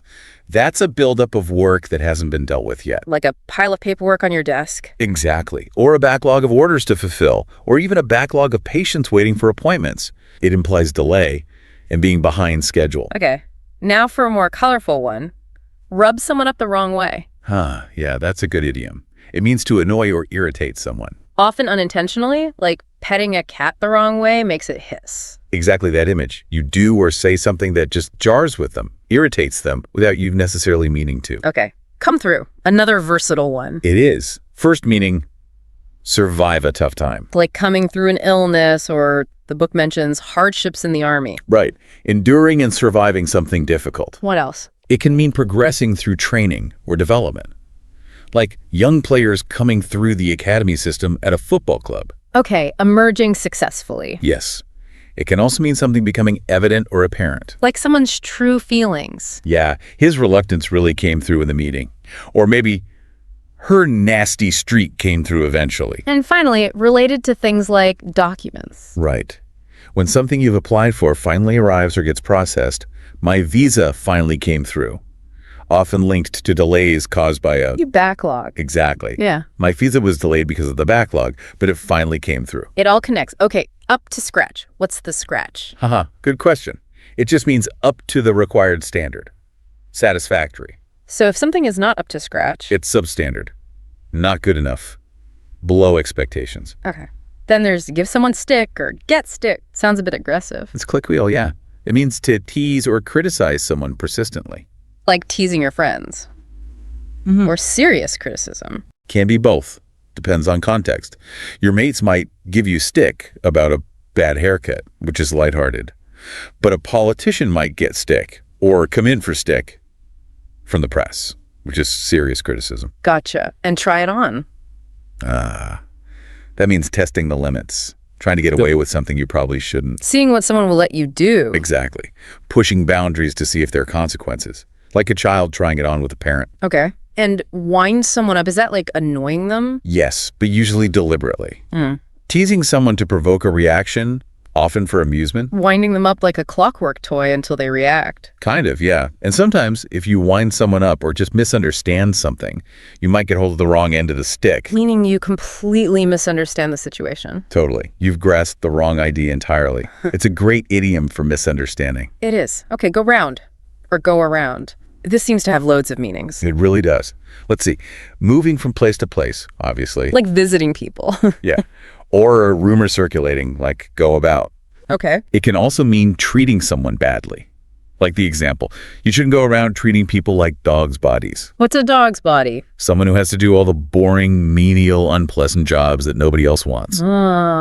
Okay, so don't treat people badly. What else for go around? It can mean deliberately annoying someone, similar to wind someone up. Right.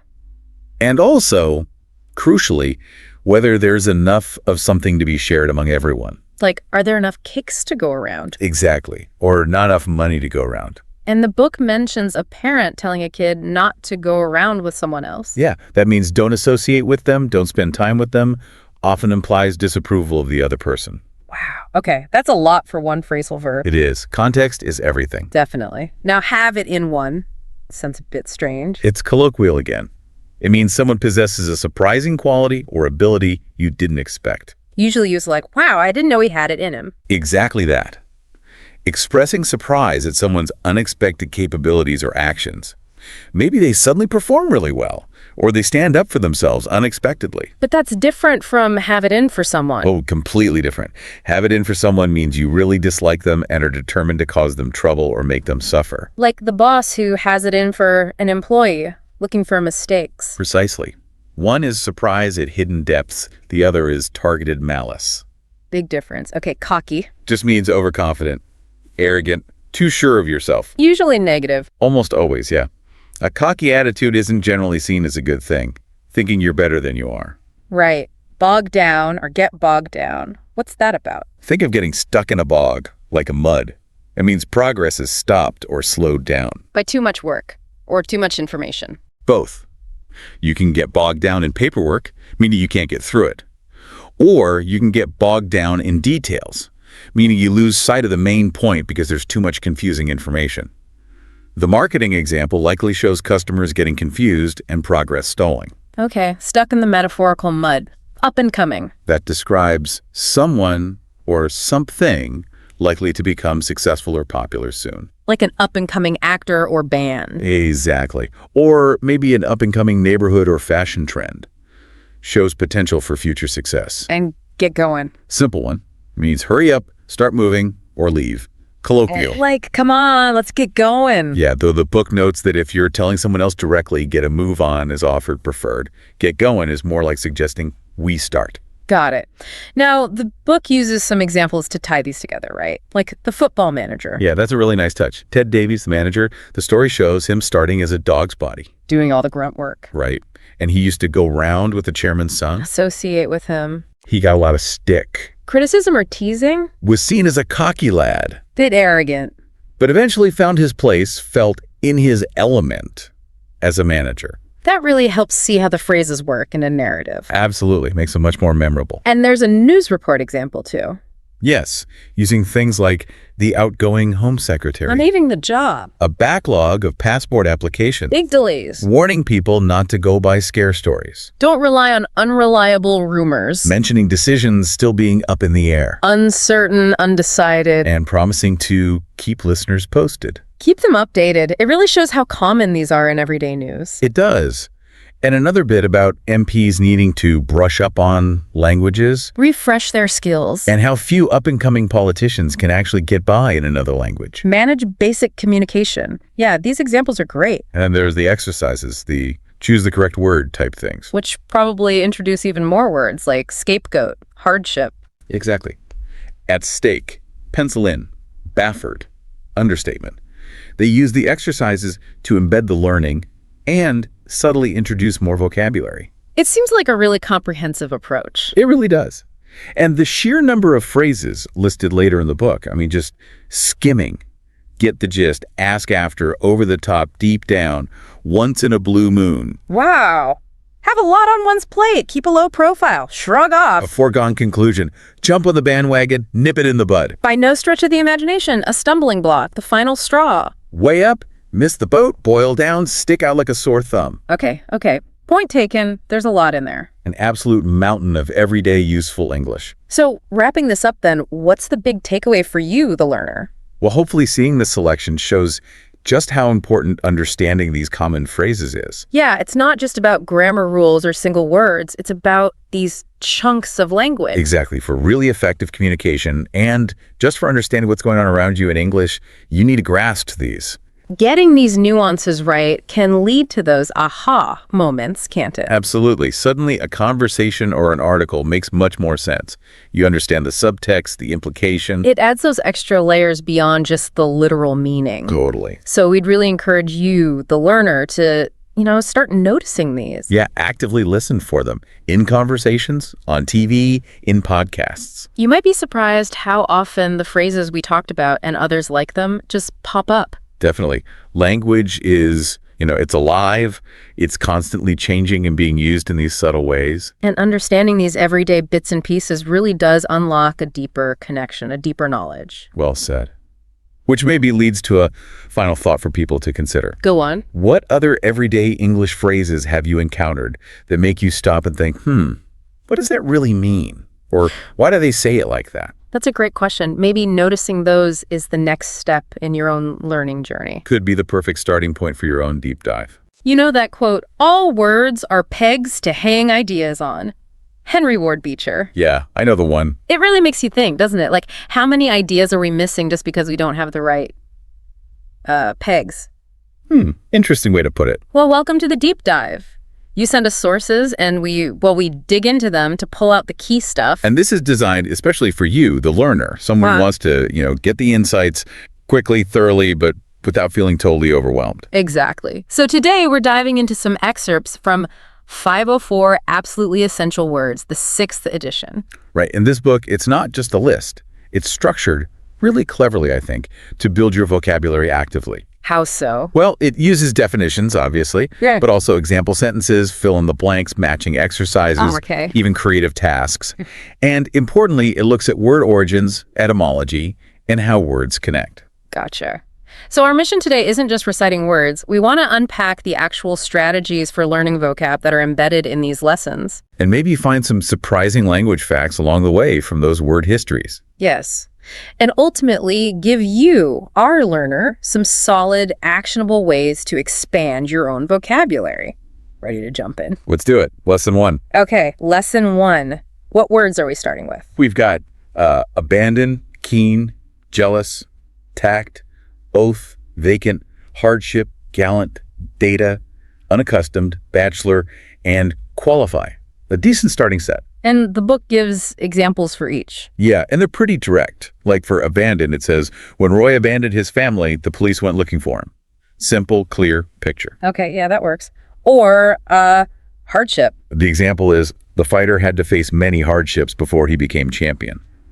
You sort of feel the struggle in that sentence. Right. But what really caught my eye was the spotlight on section for abandon. Oh yeah, the origin story. It comes from French, meaning to put under another's control, which is, well, it's not quite the same as just leaving something, is it? No, it adds a layer, doesn't it? Like relinquishing control or responsibility, it's more nuanced. And then it links it, or hints at a link, to ban. And suggests looking up connections to bandit, contraband.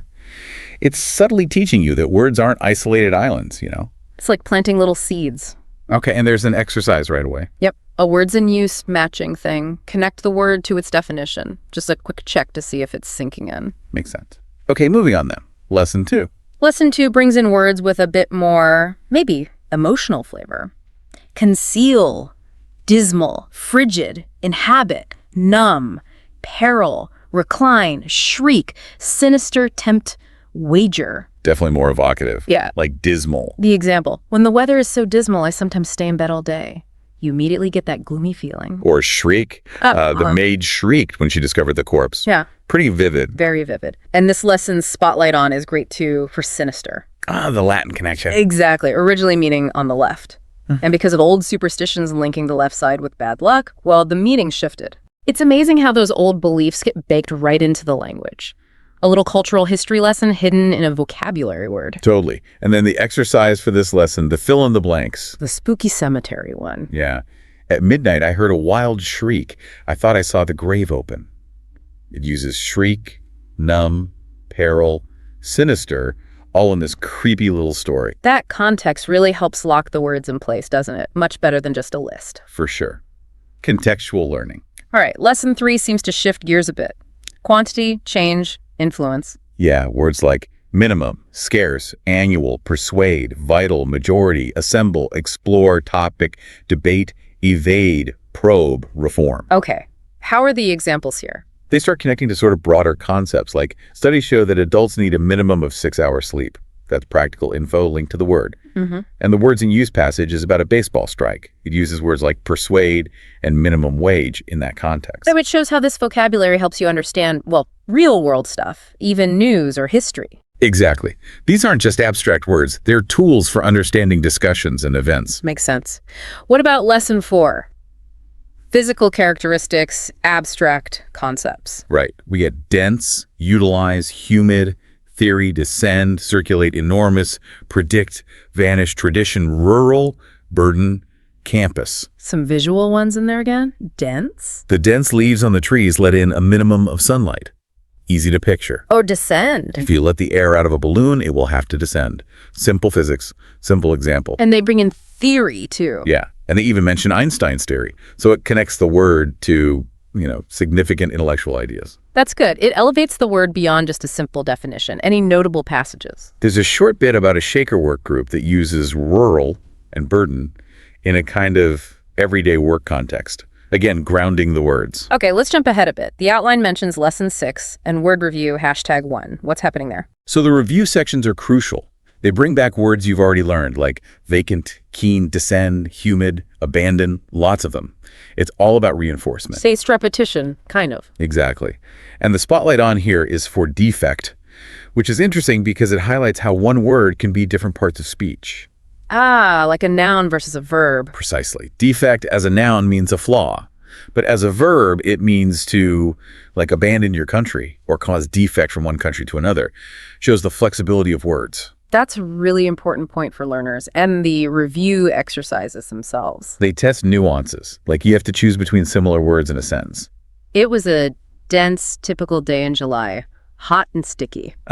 Forcing you to think about the precise meaning. Is it just any hot day or a typical hot day for July? Right. And there's also an opposites matching exercise. Another good way to solidify meaning by thinking about contrasts. Okay, so pulling it all together, what are the big takeaways for you, the learner, from looking at how this book works? Well, first, it's the systematic approach. It's not random. Introduce, reinforce, use in context, test in different ways. It's layered. Yeah, it feels very deliberate. And those spotlight on sections about etymology. They're not just fluff. Knowing the history, like sinister meaning left, or the root of abandon, it actually creates stronger mental hooks for the word. It adds depth. It makes it more memorable than just a definition, like unlocking a word's backstory. Exactly. And the words in use passages constantly show you these words doing things in sentences and paragraphs. It makes the learning feel practical, not just academic. So if you're trying to build your vocabulary, the advice here seems to be, don't just memorize the definition. Pay attention to the word's origin, its connections. And crucially, the context. See how it's used. Those details aren't extra. They're actually part of effective learning. It's kind of amazing, really. Just by looking closely at these basic-ish words, you start to see bits of history, culture, how language changes. Each word really does have a story embedded in it. And exploring that story deepens your understanding. Right. So to wrap up this deep dive into 504 absolutely essential words, we've seen a structured method for learning. The value of looking at word origins and connection. The importance of context. And just how interconnected language is. These words are the foundation for bigger ideas. Absolutely. Which leaves us with a final thought, maybe a question for you, the learner. Go on. Well, if just these few words hold these kinds of origins and connections, imagine the stories hidden in the rest of the English language. Yeah. And maybe thinking about how could paying more attention to those histories, those nuances, actually change how you read, how you write, how you communicate every day. Something to chew on. Thanks for joining us for this deep dive. Hope it gives you some fresh ideas for building that word power.